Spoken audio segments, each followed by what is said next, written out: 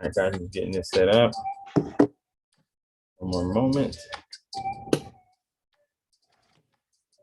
All right, ladies and gents, we are good to go. Here we go.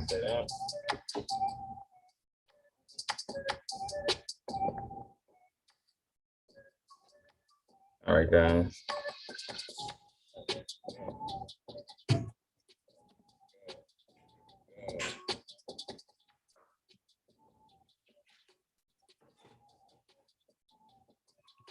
I'm just posting one more message into the chat. We're going to get to our session on mastery. But as we typically do, let me share my screen.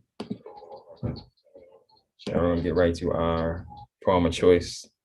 We're going to get to our session on mastery. But as we typically do, share my screen. Let me make sure this is recording. We're going to get right to our poem of choice. We're going to get to our session on mastery. But as we typically do, share my screen. Let me make sure this is recording. We'll get right to our poem of choice. There we go. So what you were hearing in the background is I'm streaming live on YouTube, and I'm gonna make sure that I'm doing this for our Mindset Mondays. So let's get it to our deepest fear. Our deepest fear is not that we are inadequate. Our deepest fear is that we are powerful beyond measure. It is our light, not our darkness, that most frightens us. We ask ourselves, who am I to be brilliant, gorgeous, talented, fabulous? Actually, who are you not to be? You are a child of God. Your playing small does not serve the world. There's nothing enlightened about shrinking so that other people won't feel insecure around you. We are all meant to shine as children do. We were born to make manifest the glory of God that is within us. It's not just in some of us, it is in each and every one of us. And as we let our own light shine, we unconsciously give other people permission to do the same. As we are liberated from our own fears, our presence automatically liberates others. All right, guys. So we are back again for our Mindset Monday. And this is definitely a special one, like I said, because we are live right now on YouTube, and I'm going to make sure that we are consistently live. I know we talked about it a couple of months back, but here we are, beginning of May. And we're going to get to our affirmations, as we typically do.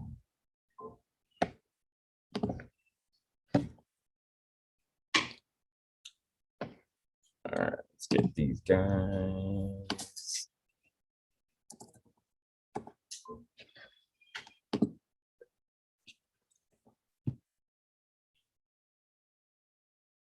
And if you want to pick one out, feel free. These are actually more. We normally do the one that has 75, but we're going to rock out with these. Here we go. God's plans for me are built upon a rock. What was mine in the beginning is mine now and shall ever be mine. God's plans for me are built upon a rock. What was mine in the beginning is mine now and shall ever be mine. God's plans for me are built upon a rock. What was mine in the beginning is mine now and shall ever be mine.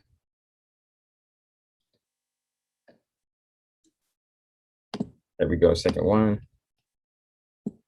I'm in perfect harmony with the working of the law, for I know that infinite intelligence knows nothing of obstacles, time, or space. It only knows completion. I'm in perfect harmony with the working of the law, for I know that infinite intelligence knows nothing of obstacles, time, or space. It only knows completion. And next one, because we're going to do 3.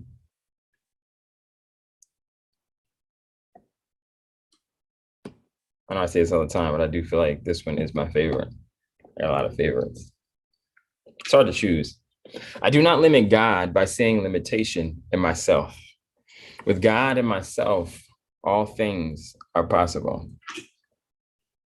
I do not limit God by seeing limitation in myself. With God and myself, all things are possible. All right, ladies and gents, we're gonna go ahead and get rocking and rolling. And we're on mastery. So we discussed last week on mastery a couple things. And I wanna touch on that before we move forward. But it says it's the strategies for completing the ideal apprenticeship, right? The strategies for completing the ideal apprenticeship. So we went over valuing learning over money. And we also went over expanding your horizons, right? Keep expanding your horizons. So we're going to continue down that path, like I mentioned last week. So we are going to touch on, so there's 3, right? This one says reverting to the feeling of inferiority.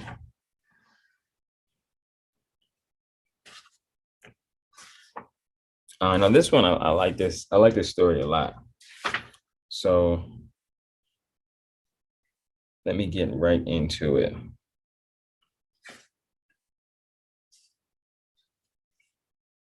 All right, so this one starts with a kid by the name of Daniel Everett. And they said he was a bit of a lost soul, feeling trapped in California on the border of Holtville, where he grew up. He felt totally disconnected to the local cowboy way of life. He had always been drawn to the Mexican culture that existed among the migrant workers on the margins of the town. He loved their rituals, their way of life, the sound of their language, and their songs. He seemed to have a knack for learning a foreign language and picked up Spanish rather quickly, gaining a bit of entree into their world. To him, their culture represented a glimpse of a more interesting world beyond Holtville. But he felt despaired of ever really getting away from his hometown. Instead, he went on to take drugs for a period of time, and they offered an escape for him. Then when he was 17, he met Karen Graham, a fellow student at his high school. That's when everything changed. Karen had spent much of her childhood in Northeast Brazil, where her parents had served as Christian missionaries. So he loved to hang out with her and listen to their stories of life in Brazil. He met her family and became a regular guest at their dinners. He admired their sense of purpose and dedication to their missionary work. A few months after meeting Karen, he became a born-again Christian. And a year later, they were married.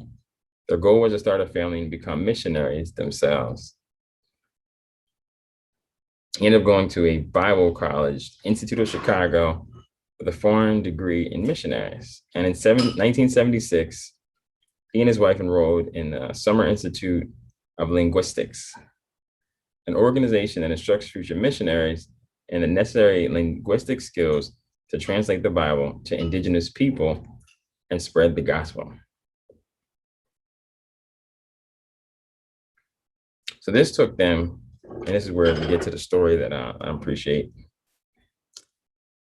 So it took him down into Mexico, right? And to prepare them for the rigors of life, they were sent to Sil's jungle camp in the region of Chiapas in southern Mexico. For a month, the family had to live in the village and learn as best they could the indigenous language, the Mayan dialect, and Everett passed all the tests with flying colors. Based on the success in the program, the faculty at SIL decided to offer him and his family the greatest challenge of them all, to live in the Piraha village, deep in the heart of the Amazon. Now, the Piraha are the oldest inhabitants of the Amazon. When the Portuguese arrived in the area in the early 18th century, most of the tribes learned their language and adopted many of their ways. But the Piraha resisted and retreated further into the jungle. They lived in a deep isolation with little contact with outsiders. By the time missionaries arrived in their village in the 1950s, there were only some 350 Piraha still alive, scattered in the area. The missionaries who tried to learn their language found it impossible. The Piraha spoke no Portuguese, had no written language, and their words to Westerners all sounded like Sil. All their words sounded alike. And Sil had sent a couple in 1967 to learn the language and translate part of the Bible into Piraha. But they made little progress. After more than 10 years of struggling with the language, they were driven half mad by the task and wanted to leave. Hearing all this, Everett was more than happy to accept the challenge. He and his wife were determined to be the first ones to crack the code of the Piraha. So they moved there in December 1977. And in his few days there, Everett used all the strategies he had been taught. For instance, holding up a stick and asking for their word for it, then dropping the stick and asking for the phrase to describe the action. In months to come, he made good progress learning basic vocabulary. The method he had learned at Sil worked well, and he worked assiduously. But every time he heard a new word, he wrote it down on a 3x5 card, punched holes in it, and carried it with him, and repeatedly practiced it with the villagers. He tried to apply these words and phrases in different contexts, sometimes making the Piraha laugh. Whenever he felt frustrated, he would look at the Piraha children who picked up the language with ease. If they could learn it, so could he. That's what he kept telling himself. But every time he felt like he was learning more phrases, he had the equal sensation that he was really getting nowhere. He began to understand the frustration of the couple that had preceded them. For instance, he kept hearing a word over and over again that seemed to translate as just now, as in the man had just now left. But later, hearing it in a different context, he realized that it in fact referred to the precise moment when something appears or disappears, a person, a sound, anything. The phrase was really about the experience of such transitory moments.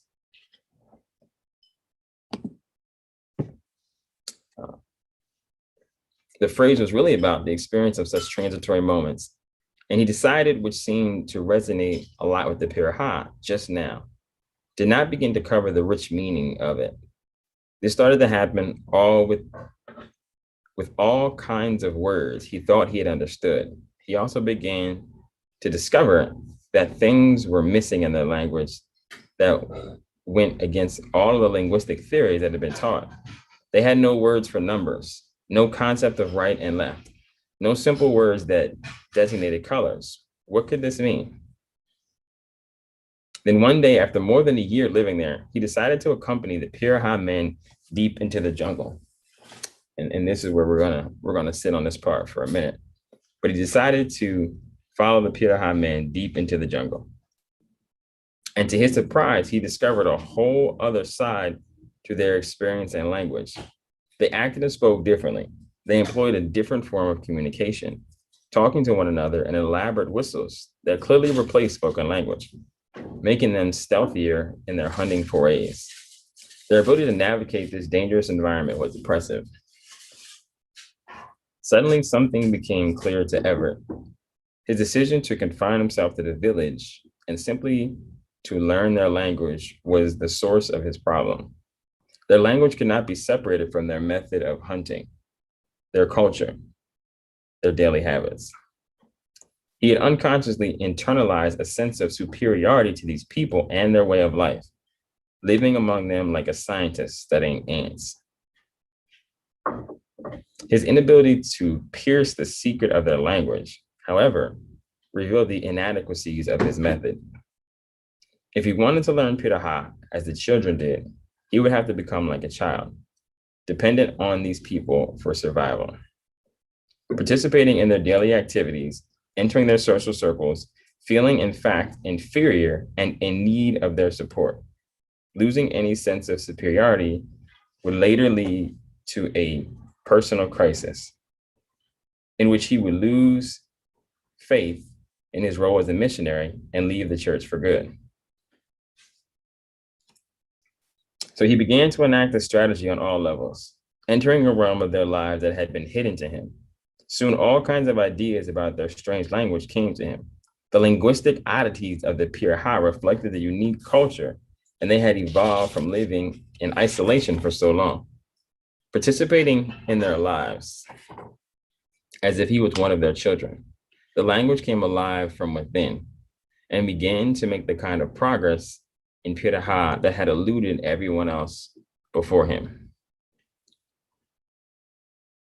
In his apprenticeship in the jungles of the Amazon, that would later lead to his career and groundbreaking linguistic, Daniel Everett came upon a truth that has application far beyond his field of study.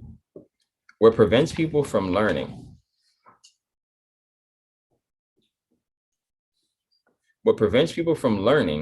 even something as difficult as Piraha, is not the subject itself. The human mind has limitless capabilities, but rather certain learning disabilities that tend to fester and grow in our minds as we get older.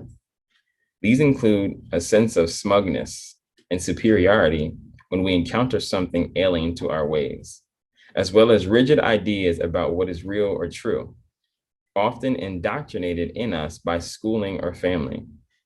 If we feel like we know something, our minds are closed off to other possibilities.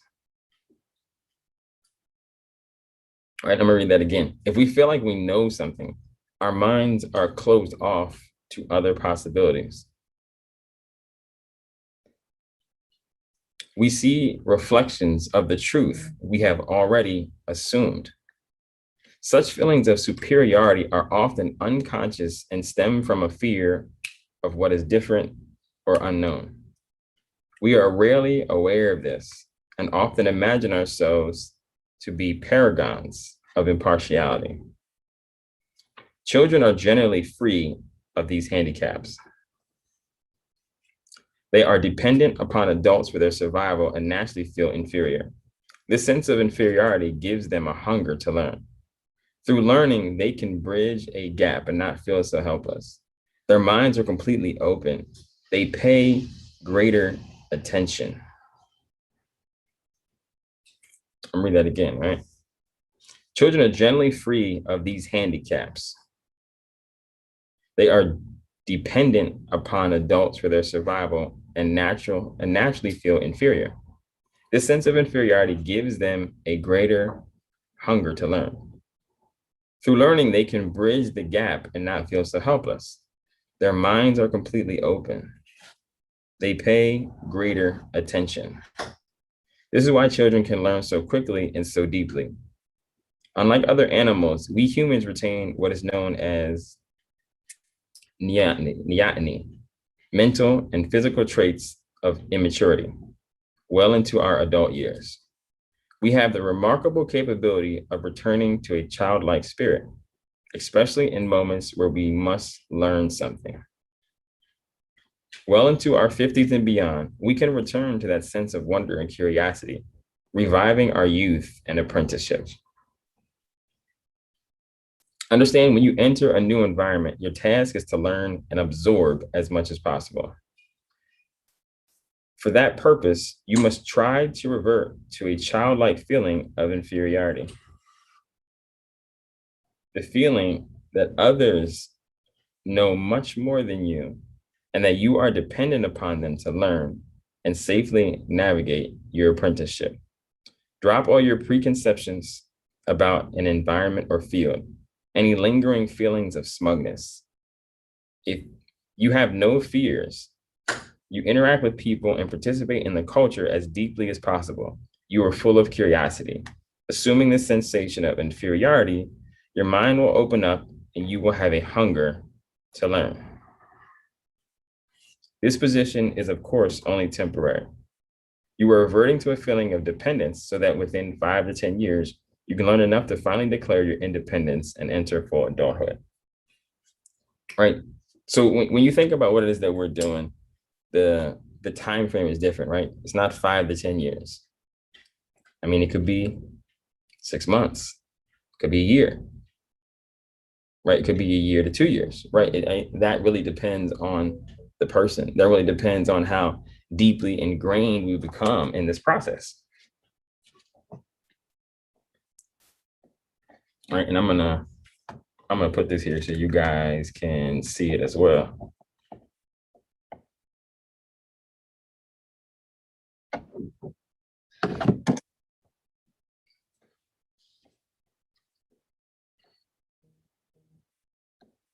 I'm gonna share my screen so you guys can see it.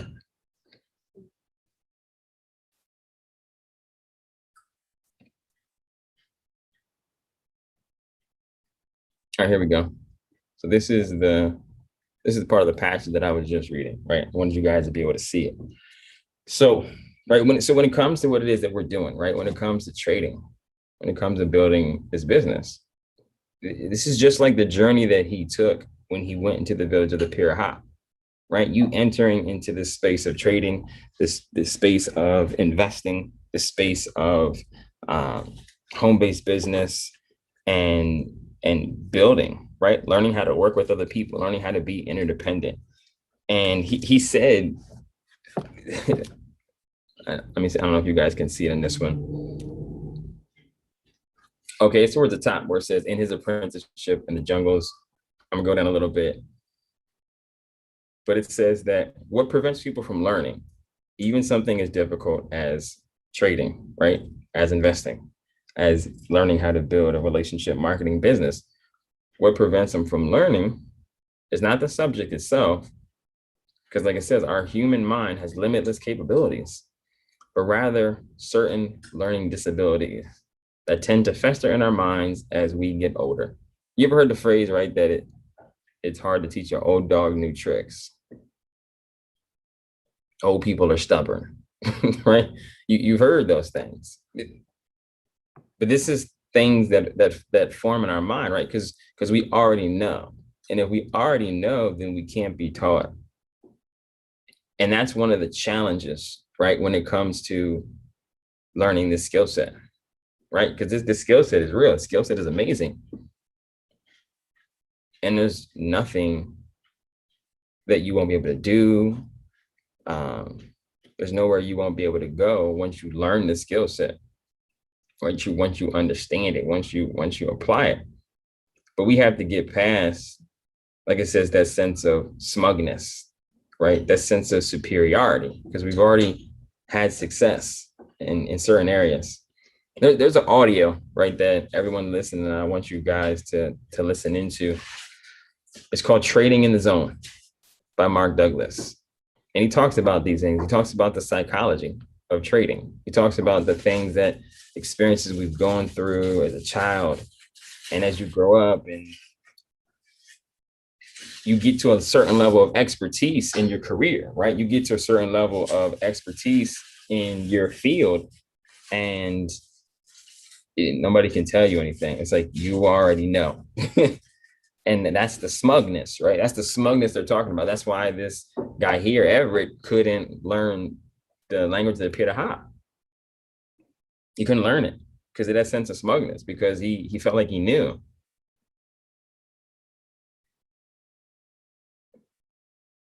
So then it goes on to say that he was acting like a scientist and he was observing them like ants, right?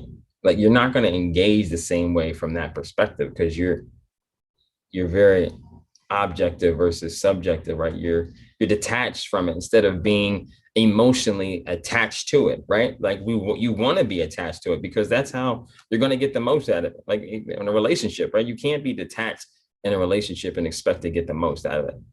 You got to be attached. You got to feel. You got to listen to someone else's perspective. You got to appreciate their opinion, right? So it's the same thing, right? When it comes to mastering the skill set of trading, right, in the foreign exchange and the cryptocurrency market. It's the same thing when it comes to building the business here with Iron Mastery Academy, right? It's the same thing. We can't come into these things having feelings of superiority, like, oh, I've already achieved 6 figures of success. I've already achieved 7 figures of success. Well, that's great. But that has nothing to do with this space, because you want to learn this language. You want to learn how to master this space. You want to learn how to master this craft. And if we have that feeling of superiority, then like it says, it's going to close off our mind to other possibilities, because we already know. I mean, we already know. It says the feelings of superiority are often unconscious, and it stems from a fear of what is different or unknown, right? It stems from a fear for what is different or unknown. So like it says, we have to go back to that childlike state. It says children are generally free of these handicaps, right? They're free from feeling superior because they don't feel superior, right? They're more dependent upon adults. They're dependent upon their parents, right? You remember when you were a kid and you wanted to go to the store, you wanted to get some candy, you wanted that toy, you wanted something for your birthday. What you have to do? You had to ask. That's a sense of dependence, right? But as you grow, what are we taught? Oh, you need to be independent. You need to not look for help or support or what have you. And that's great. But when you're trying to learn something new, that is death, right? That's death to that thing. It's like, it's going to take you 6 years instead of 6 months, right? It's going to take you 10 months versus 2 months to get the same thing, because we're not giving ourselves over to it, right? Because we're not looking at it from the same perspective. We have to have that, like it says, that putting yourself in a space of inferiority, right? And a lot of times we got a lot of ego, so we don't think that, oh, I don't want to feel inferior. Nobody's better than me. No one said that they're better than you, but someone just knows a little bit more, right? When it comes to this space, right? Somebody understands this space differently than you do because you're new. You're an outsider looking in versus an insider looking out. Right. So when it comes to what we do, when it comes to learning the strategy, when it comes to picking up the skills and the techniques, right? If we see the market moving, the market moves against us, right? Got into the trade early. If we don't know why, then we should be asking, right? If we see a shift and we don't take it, maybe we should be asking a question, right? If we see the vector and we don't take it, maybe we should be asking the question. Hey, I need some help with this. What's that? That's a sense of inferiority, right? Every teacher, you mean student, you can look at Karate Kid, right? Daniel-san and Mr. Miyagi, right? The mentor-mentee relationship. If that's always what it's going to be, if we're going to get the most out of it, right? Because if not, then we're going to act like we know, and we're going to miss a lot of opportunities because we already know, right? We got to return to that childlike state. One of the most beautiful things that it says in here, and let me see if I can highlight it for you guys. Let me see if I can annotate on this thing here. See if it'll let me.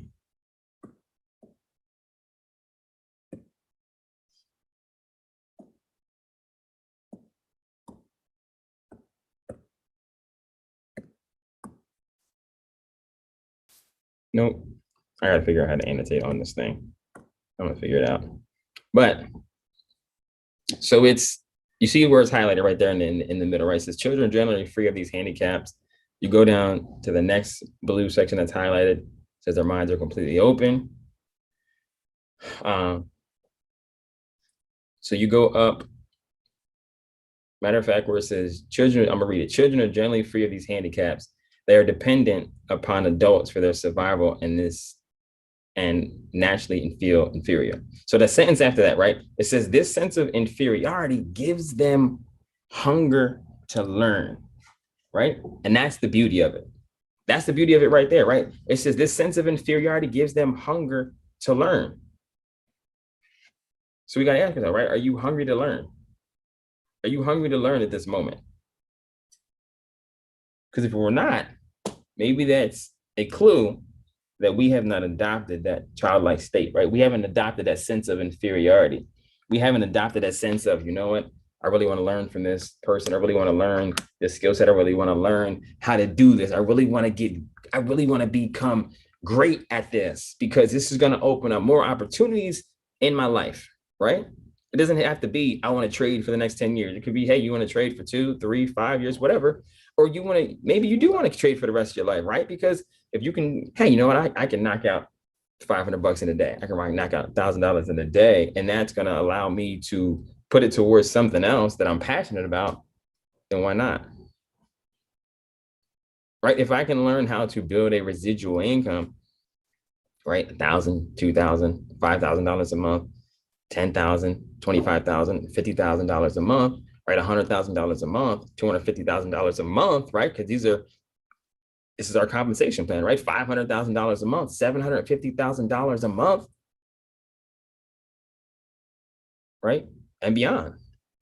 But if we want to be able to get to that kind of residual income, what do we got to do? We got to learn, right? We got to return to that childlike state.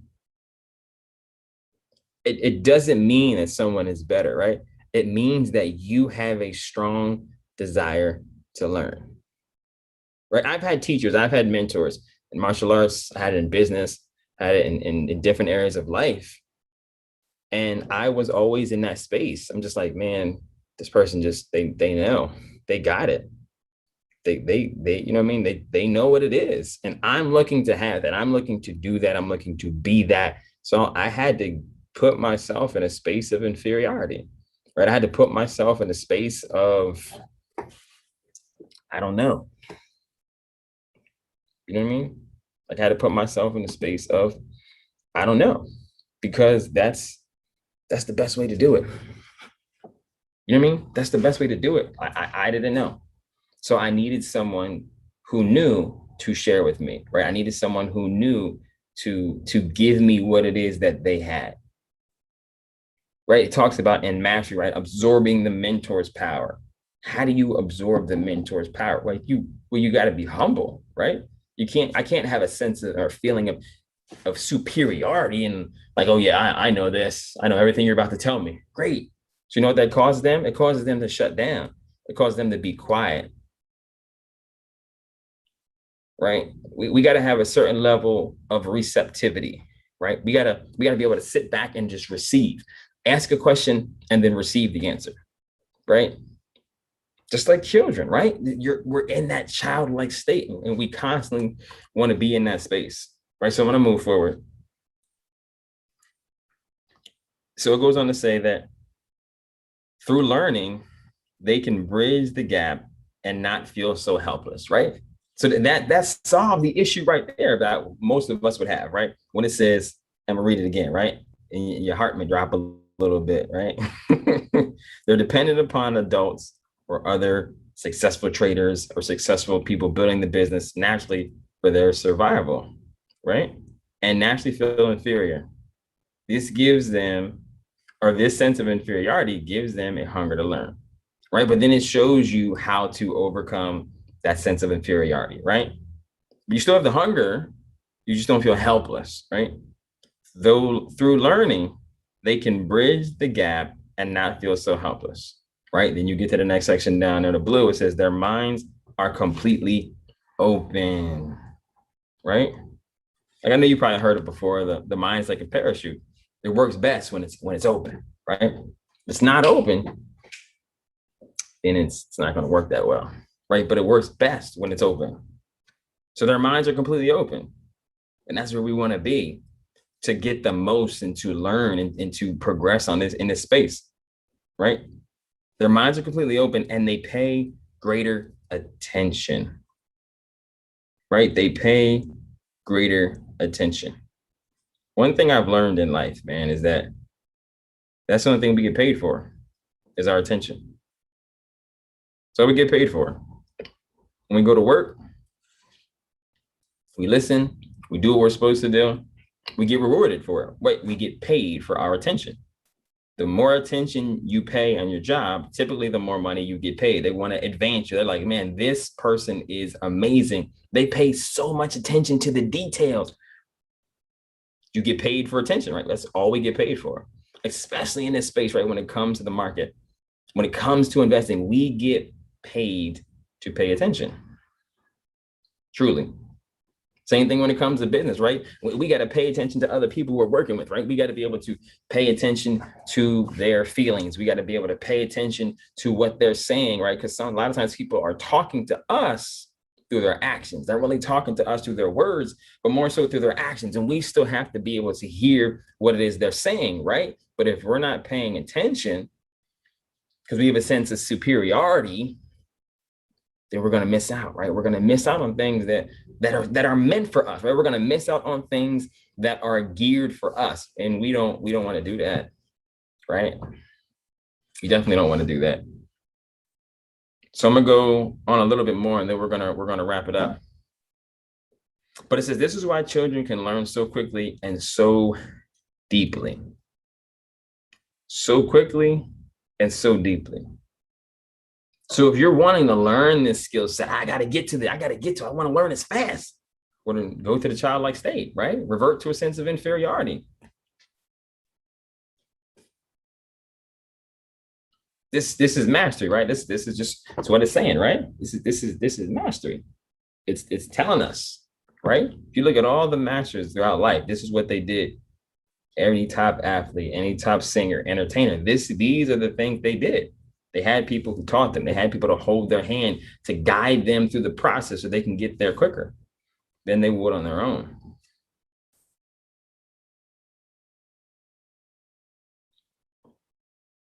So it says, understand, when you enter a new environment, it's your task to learn and absorb as much as possible, right? That's what we're talking about. Learn and absorb as much as possible. And the only way to do that is we must revert to the childlike feeling of inferiority. It says we drop all our preconceptions about the environment or the field and any lingering feelings of smugness. Then it goes on to say you interact with people and participate in the culture as deeply as possible. So what is the culture, right? We got Monday, we got Tuesday, we got Wednesday calls, right? That's the culture, right? Of course, we have a book club. We're going Think and Grow Rich, right? That we're going over that on Fridays. We do a movie review that's on Sundays, and it's a lot. You don't have to do anything, but Monday, Tuesday, Wednesday are really a staple, right? They're the majority of what it is we do. Then we have live trading calls. So what are we talking about? We're talking about the culture. Like what it just said, right? Interact with people and participate, right? You know, in school, we used to get points for participation. People would get, how did this person get 105? How did they get an A plus? Because they participated. They got extra points for participation, right? Sometimes there's things that we just won't get if we don't fully participate. And I learned that in sports, right? Like I ran track. I played basketball too, but for my school, like I ran track, right? High school, then going to college, like a little AAU, but I ran. And you learn to participate, right? And you get the most, you build the relationships. And there's certain things with learning, right? When there's relationships tied to your learning, you tend to learn quicker, right? That's why I always encourage people, hey, don't just learn this skill set by yourself. Bring a friend. Why? Because you're going to have conversations about it. You're going to talk about it. You're gonna have feelings about it that you're gonna want to express, right? Girl, listen, I just made $50 a day in the market, but it's a feeling that you have, right? And again, we're going back to that childlike state because kids talk about what? Everything that's going on. Boom, they talk about it. But that's that childlike state, right? That's what gets them to that process of learning things so quickly because they're in it. They're talking about it. They're all about it. There's nothing else at that moment. There's nothing else, right? So these are the things that we really want to do, right? We want to participate in the culture as deeply as possible. deeply as possible, right? Full, you are full of curiosity. Assuming the sensation of inferiority, your mind will open up and you will have a hunger to learn. This position is, of course, only temporary, right? Because of course it says you're not going to stay in that space. But this is really what we really want to do. We want to get to this place, right? We want to get to this space of letting those preconceived notions go, letting those ideas go, letting all the success you've had in life, it's back there, right? It's back there somewhere. All the success you had in life is back there somewhere. Like it doesn't matter. You know what I mean? The success, it doesn't matter. The only thing that matters is what's going on right now. Only thing that matters is tapping into this culture, right? With I Am Mastery Academy, right? On our sessions, right? Our Go Live sessions, right? Tapping into those things, making sure that if we're doing chart work, right? Hey, you know what? My chart work is done. Listen, if I don't know how to do chart work, excuse me, right?